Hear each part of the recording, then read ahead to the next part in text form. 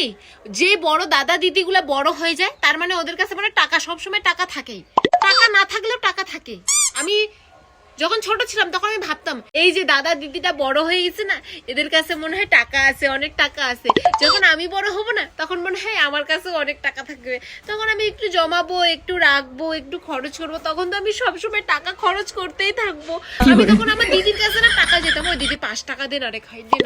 তখন আমার দিদি বলতো কি, নাই আমি কি গাছ আছে নাকি আমার কাছে টাকা থাকবে আমার কাছে। তখন ওকে আমি অনেক টেরা টেরা কথা শুনাইতাম, হ্যাঁ তোর কাছে টাকা নাই না, খালি 5 টাকা যাচ্ছি তাই দিচ্ছিস না, আর এমনি সময় তো কত টাকা খরচ করিস, 5টা টাকা দিতে পারতেছিস না তোর বোনটাকে। এখন আমি ভাবি ভাই এখন বড় হয়ে গেছি, যে দাদা দিদি গুলাকে আমি ছোটবেলায় অনেক বড় লোক ভাবতাম তারা মাফ করে দেন।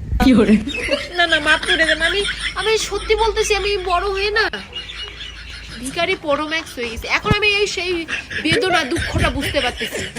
টাকার গাছ থাকে, টাকার গাছ, টাকার গাছ থাকে, টাকার গাছ। মাফ করে দেন, মাফ করে দেন, ভাল লাগে না, ভাল লাগতেছে না এখন আমাকে।